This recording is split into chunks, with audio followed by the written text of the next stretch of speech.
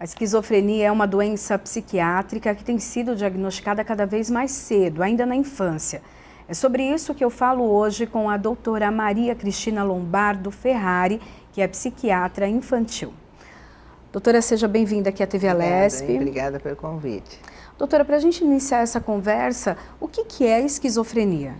Vamos conversar pelo próprio nome. O que é uma esquizofrenia? Como o Breuer estudou em 1911, é uma cisão da mente. Então, uma cisão da personalidade. É um quadro psicótico grave, crônico, uma vez que você tem a doença é para sempre, e que leva a uma desestruturação total da personalidade. A nossa personalidade, existe uma harmonia entre o nosso pensamento, nosso afeto, a nossa volição, que é a nossa vontade. Quando tem a esquizofrenia, é como houvesse uma cisão, uma quebra dessa harmonia, dessas emoções dentro que são o pensamento, a volição e o afeto. E, como antes estudava o Kraepelin, ela pode, na grande maioria dos casos, hoje com o uso do tratamento medicamentoso, psicoterápico, mas antigamente isso levava a uma demenciação. O que é uma demenciação? É uma regressão de todo o estado mental do indivíduo. A senhora falou dessa questão de como o indivíduo fica, né?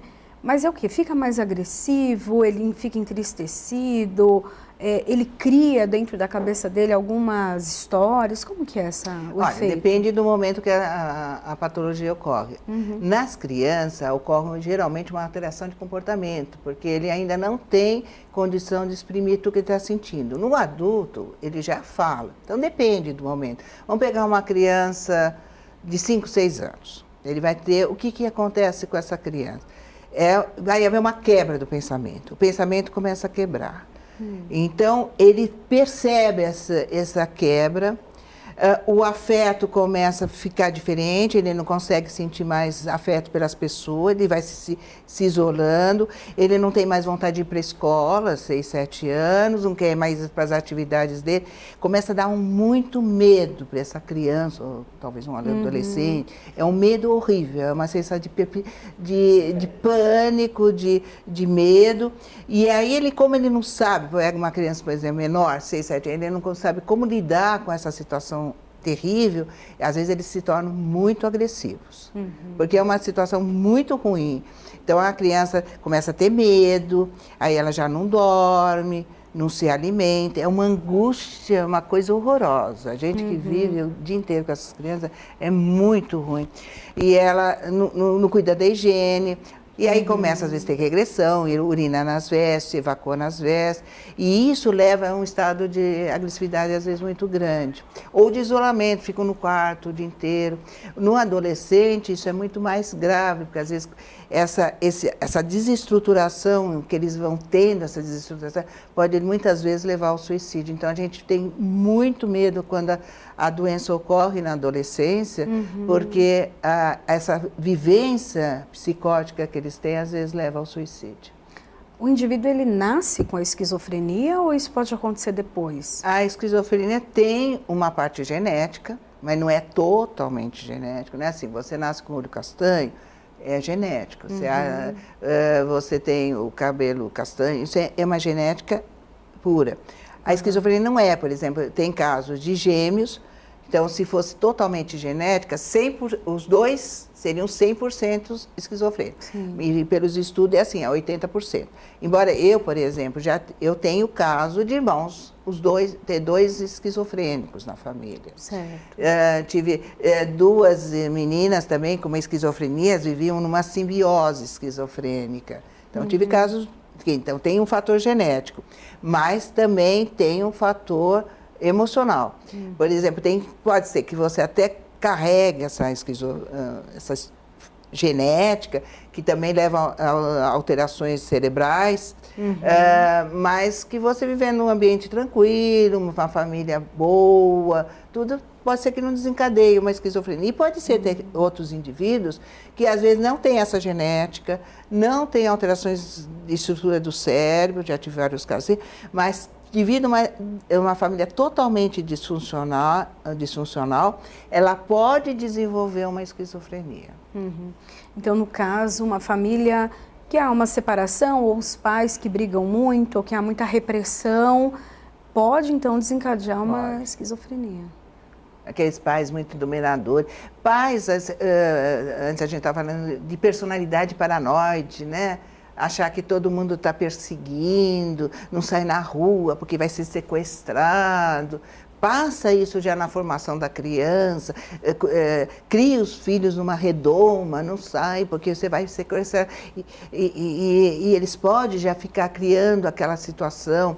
Ou pais extremamente agressivos, que brigam em trânsito. Eu achei bonitinho um dia, um menino começou na consulta, chorar, falou para a mãe: mãe, eu vou dizer uma coisa para a senhora, eu não aguento andar de... Não era esquizofrênico, era deprimido só. Eu não quero mais andar de carro com a senhora, porque a senhora briga com todo mundo no trânsito. Ela falou: mas você não briga com você e as pessoas nem veem que eu estou brigando. Mas ela falou: mas isso me faz muito mal. Mas ele era um simples deprimido, né? É fácil ele conseguir expressar mais as emoções dele. Mas às vezes numa criança que não consegue expressar mais as emoções, como no desenvolvimento esquizofrênico, essas brigas dos pais nos trânsitos, briga com o vizinho, acha que todo mundo pode sequestrar o filho, mãe superprotetora, isso tudo pode desenvolver uma esquizofrenia. Excesso de críticas também. Críticas, né? Aqueles pais críticos. Eu tenho um paciente que o menino só tirava 10, não, mas quando tirava nota baixa, o pai falava: como? Eu tenho um caso, né, um dos mais recentes, de esquizofrenia, o pai montou uma lousa na sala e fazia o filho aprender tudo e ficava sábado o dia inteiro ensinando. Então, quando ele começou a esquizofrenia dele, ele começou: mas eu tenho que estudar isso, uma agressividade muito grande. Quer dizer, aquela crítica, aquela necessidade que o filho seja perfeito, que ninguém de nós é perfeito, né? A esquizofrenia na infância, tem aparecido com mais frequência? Eu acho que fazer o diagnóstico. Eu não tenho visto que as pessoas conseguem fazer muito diagnóstico. Eu pego muito casos de esquizofrenia que vem como transtorno do espectro autista, e são esquizofrênicos, né? Então, porque é difícil fazer o diagnóstico. Tem um autismo infantil que ocorre de 0 a 3 anos. A esquizofrenia, o Asperger, que ocorre depois dos 4, 5 anos, que aí entra hoje o famoso transtorno autismo, autista, né, que os pessoal chamam, e dentro desse grupo tem o esquizofrênico. E é muito difícil pessoas que estudam a esquizofrenia na infância e adolescência. É um diagnóstico difícil, porque o diagnóstico, os sintomas variam de acordo com a faixa etária. Então, não é que nem um adulto, você vai ter uma esquizofrenia paranoide, que ele tem um delírio de referência. O que é delírio de referência? Acho que as pessoas estão olhando diferente para ele, ou um delírio persecutório, acho que as pessoas estão perseguindo, vai ter umas alucinações auditivas, achando que as pessoas estão conversando com ele, comentando, ou até de comando, manda ele fazer alguma coisa. Enquanto na esquizofrenia infantil, ele vai ter outros tipos de sintomas, né? Ele vai ter sintomas já de uma linha mais negativa, eles vão ter um embotamento afetivo, eles vão ficar isolados num quarto, o pensamento dele vai quebrar totalmente, e depois ele vai ter umas associações de ideias, todas patológicas. Ele repete o que você fala, isso chama ecolalia. Ele cria palavras novas, neologismo. Ele fala de maneira diferente. Eu já tive meninas que falam que nem Pato Donald, fala de maneira metálica, articula as palavras de maneira diferente. Eles têm a volição comprometida, eles têm a motricidade que eles variam, às vezes ficam muito quietinhos no canto, outros muito agitados. Já vi pacientes que quebram a casa toda. E eles, como eles às vezes não podem expressar o pensamento, o sentimento, eles expressam pelo comportamento. Então, eu vejo crianças que, às vezes, você está conversando aqui, às vezes eu estou conversando com ele, falando de assuntos simples, ele sai correndo pelo consultório. Essas fugas repentinas, às vezes quer se atirar pela janela, porque é uma desestruturação muito grande que eles não percebem. Então, de acordo com a faixa etária, nós vamos ter um tipo de comportamento. A esquizofrenia, ela pode se manifestar logo no nascimento, ali, enquanto é bebê? Então, antigamente achava que era uma doença só. Autismo infantil, esquizofrenia na infância e adolescência, depois a esquizofrenia no adulto. Hoje tem bem diferenciado o autismo com a esquizofrenia. Uns autores ainda pensam assim, outros não. Mas se a gente pensar bem, o autismo infantil seria uma esquizofrenia que ocorre de 0 a 3 anos. Uhum. O que seria? Por quê? Teria uma alteração do pensamento, a criança vai ficando autista. O que é o autismo? Viver no seu próprio mundo. Sintomas obsessivos, que isso também ocorre muito na criança, antes de aparecer a esquizofrenia. Por que esses sintomas obsessivos? Porque ele precisa manter a ordem externa, porque a ordem interna dele está totalmente desestruturada. Por isso que no autismo nós chamamos de seminese. O que é seminese? Manter aquela ordem externa, porque ele tem uma desestruturação interna muito grande. A criança esquizofrênica também tem muitos sintomas obsessivos, ele mantém tudo em ordem, porque ele percebe uma desestruturação interna. A percepção, por exemplo, no autismo, a percepção do autista está alterada. O que é isso? Se eu colocar minha mão no autista, ele tira, porque aquilo é uma sensação muito ruim. Eles têm o limiar da dor muito alto, eles não sentem frio, não sentem calor. Quando você pega um adulto, também tem alteração da percepção, mas ele tem alucinações, seriam alucinações auditivas, alucinações visuais, alucinações tácteis, ele sente sensações diferentes, gustativas, ele sente sabores diferentes. Você pega no adulto, ele vai ter uma alucinação gustativa. Você pega no autista, ele, por exemplo, ele tem um apetite caprichoso. O que é o apetite caprichoso? Ele só come determinadas comidas. Por exemplo, eu tive um paciente que só comia bolacha. Então, eles vêm anêmicos. Outros só polenguinho. Eles não comem qualquer comida, porque é um gosto horrível que eles sentem. Nossa. Então, diferentes sintomas de acordo com a idade, mas é a mesma doença. Por exemplo, o autista, ele anda muito na ponta do pé. Por que ele anda na ponta do pé? Porque esse contato com o chão é muito desagradável para eles. É uma sensação horrível, então eles andam na ponta do pé. É a mesma coisa que no adulto tem a alucinação táctil, ele sente umas coisas esquisitas no próprio corpo. Dá para confundir um pouco, porque as crianças, elas criam, né? Tem alguns que têm amigos imaginários, então elas acham que estão escutando, que estão falando com alguém, ou elas criam muitas histórias na cabeça.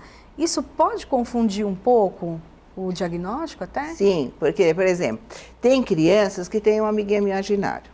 Isso é super normal. Isso não é psicótico.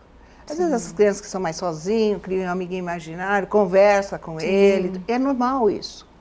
Muitas crianças com depressão, às vezes têm alucinação. E é uma simples depressão, não é psicótico. E muitas crianças esquizofrênicas não têm alucinação. Porque as alucinações mesmo, a gente ocorre no grupo mais velho, a partir da adolescência.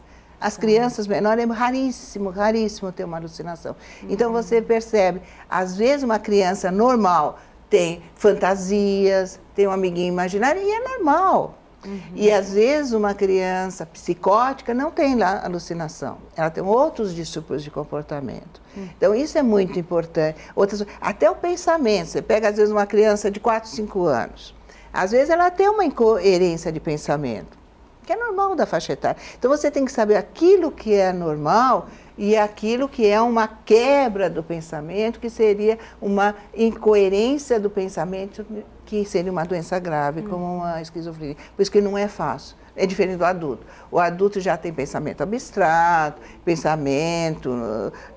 o afeto, às vezes até já desenvolveu uma profissão, e aí vem a doença. Aí é fácil de você perceber. Sim, que é uma mudança. Há uma mudança, mas geralmente é insidiosa, mas é um pouco mais visível do que da criança. Porque da criança geralmente é insidiosa, que às vezes nem a escola, nem os pais percebem quando aquela esquizofrenia que vai a criança se isolando, não querendo ir para a escola, não querendo fazer as atividades diárias, ficando só no quarto, jogando muito.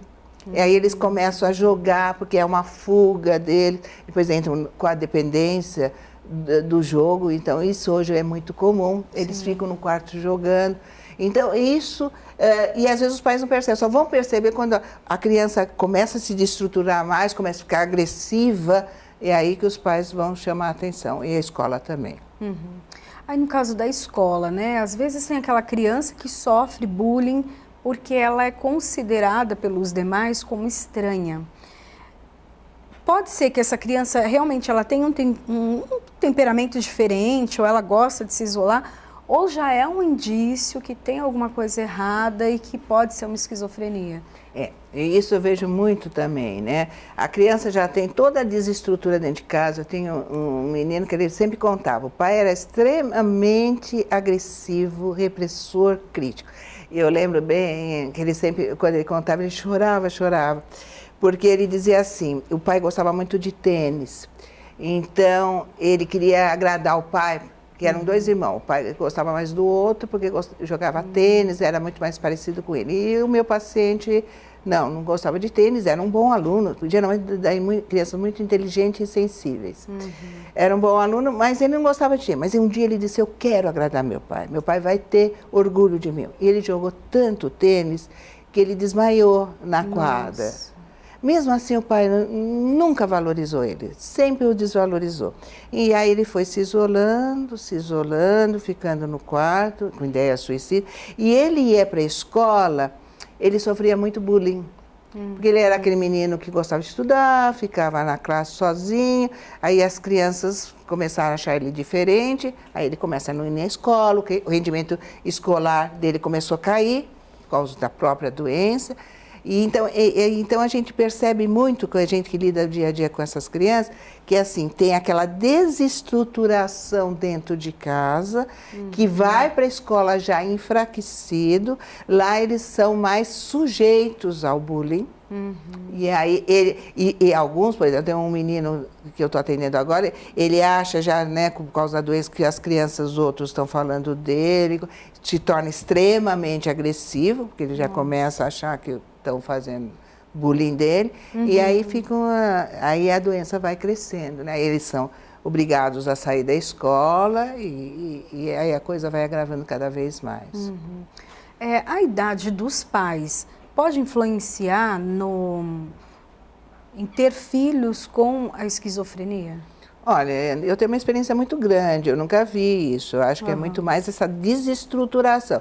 Eu geralmente pego pais jovens, e eu tenho muitos casos assim, tem 3 filhos, um é esquizofrênico, outro não é. Autismo eu vejo muito. Antigamente, quando o Cânio estudou autismo, ele estudou 11 crianças, ele dizia que ocorria em pais que eram de nível social alto e nível intelectual muito alto, que dava tudo para os filhos, mas não dava amor. Eu não vejo isso, sabe? Eu acho que tem todos os tipos de pais. Agora está aparecendo alguns trabalhos dizendo que o pai, quanto mais velho, tem mais chance de ter um filho esquizofrênico. Na minha experiência, ainda não tive essa oportunidade de ver isso. As causas, então, são variadas, né? A causa existe a genética.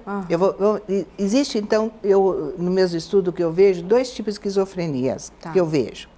A processual, que essa sim, tem uma causa genética, tem uma alteração de neurotransmissores. O que são neurotransmissores? Entre um neurônio e o outro, existem umas substâncias que são chamadas neurotransmissores.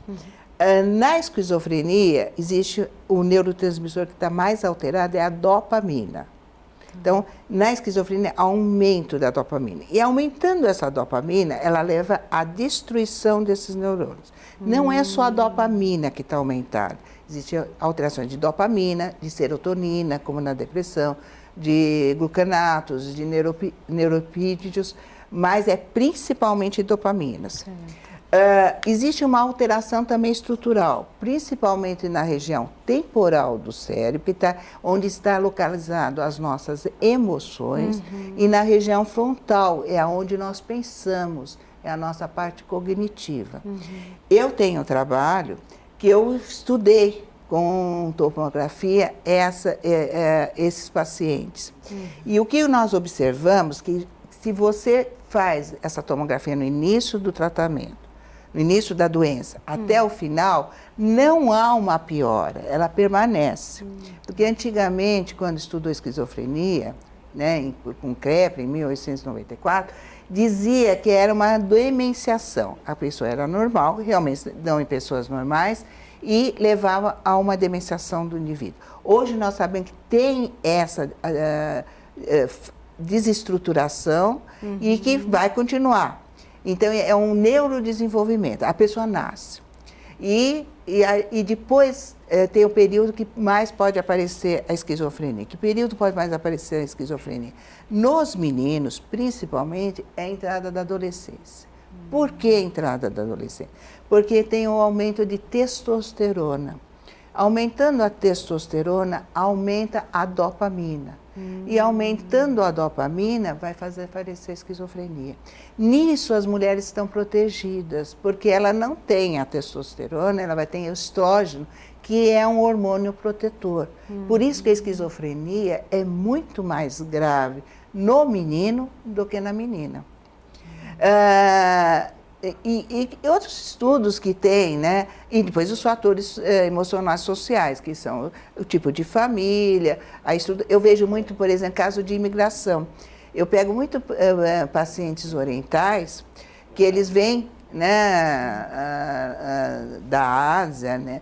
E quando chegam aqui, o problema da língua, de adaptação, desenvolvem uma esquizofrenia. E eles que são mais fechados, nossa, eu já tive paciente, e era super difícil, né, tratar. Eu tive uma chinesinha, porque eu não falava inglês, eu não sabia falar chinês, ela não falava, mas mesmo nós não sabendo a mesma língua, dava para ver o quadro esquizofrênico nela.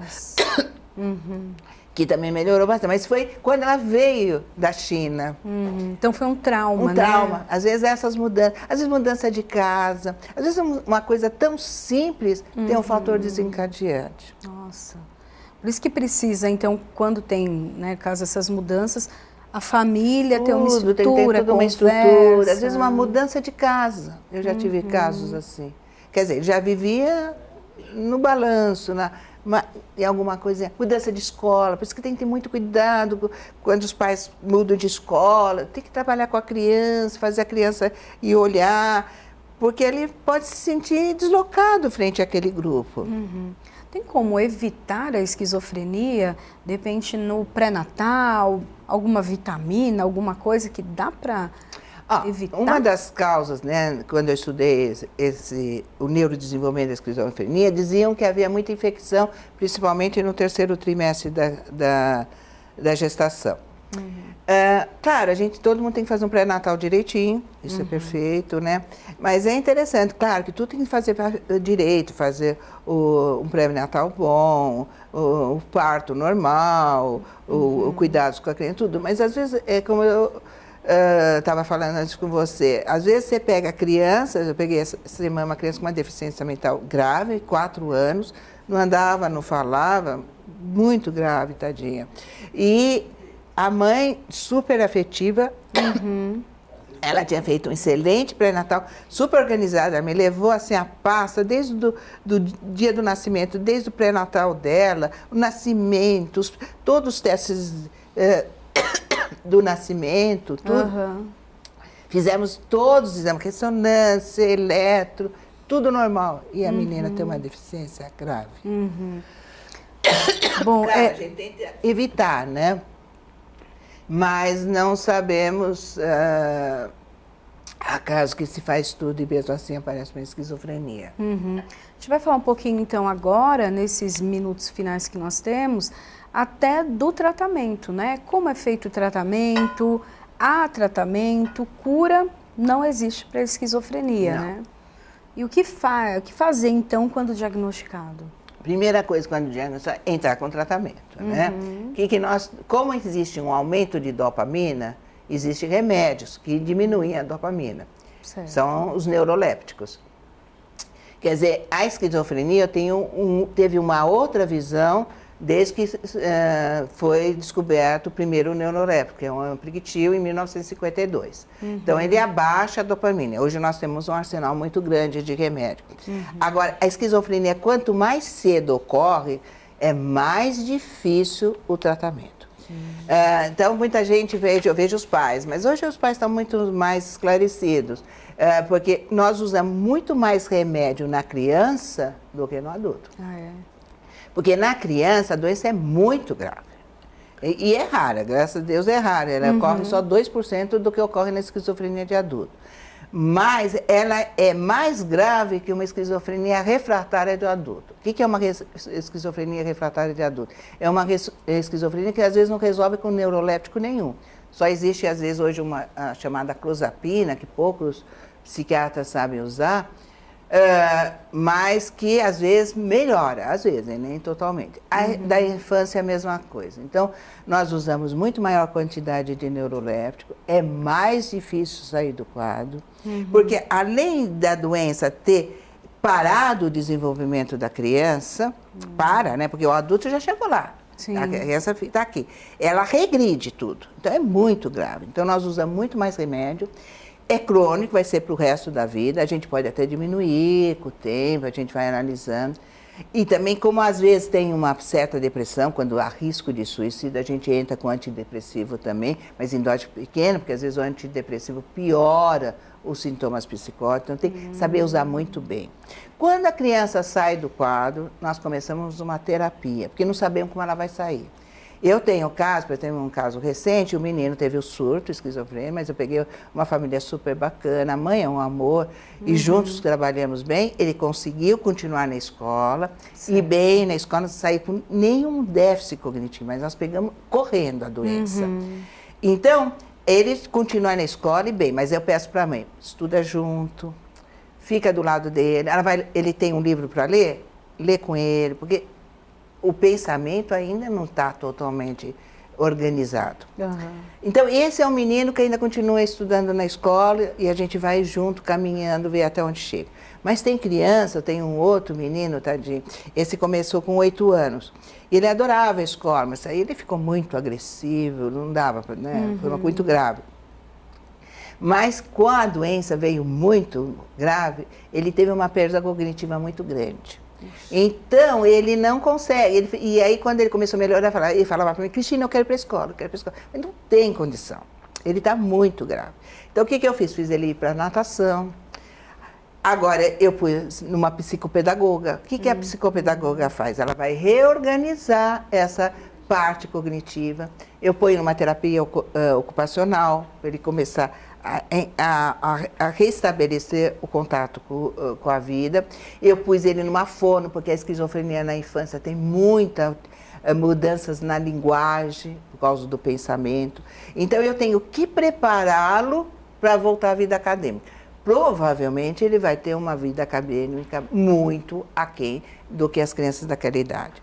Eu trabalho muito com a família, e que cada caso é um caso. Tem casos que para conviver com a sociedade ele precisa de um acompanhante terapêutico, alguém que convive com ele, que vai até fazer atividades pequenas, ele que leva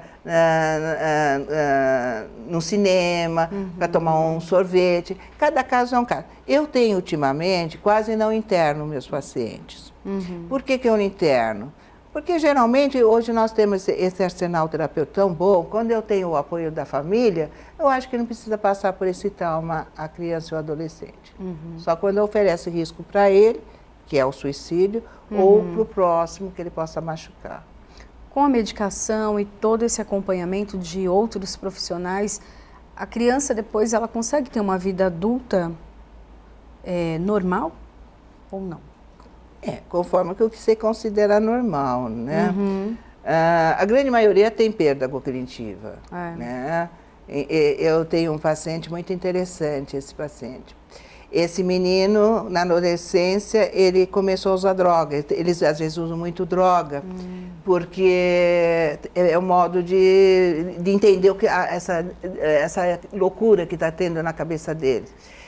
E outra coisa também importante, nós falamos, às vezes a droga desencadeia a esquizofrenia. Então, nesse caso, eu não sei qual foi o primeiro. A maconha é muito desencadeante de esquizofrenia. Então, esse menino começou a usar droga, desencadeou uma esquizofrenia, o pai e a mãe são médicos.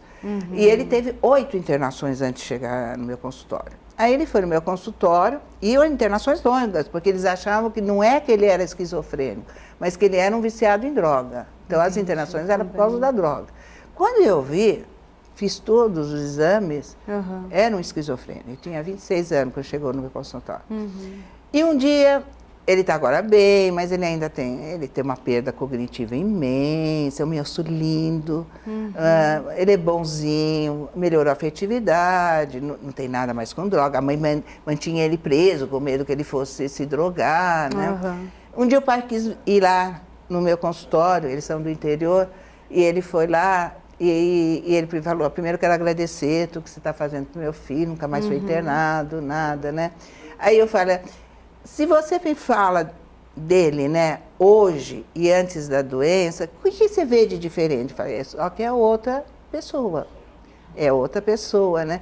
Porque a parte cognitiva foi totalmente comprometida. Inclusive, eles me mostraram os desenhos que ele fazia antes da doença, era uma coisa assim espetacular. E hoje ele mal traça uma figura humana. Então, é uma doença muito grave. Doutora, chegamos ao final do nosso programa. Eu agradeço, né, todas essas explicações, e fica a dica também para que os pais fiquem atentos, né?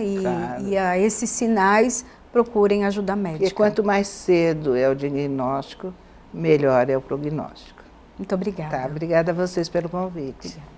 O programa em discussão especial fica por aqui. Eu te vejo na programação da TV Alesp e no canal da TV Alesp no YouTube. Tchau, tchau.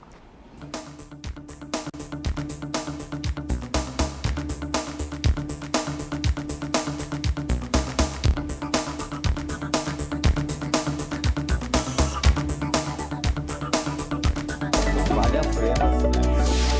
Muito bom,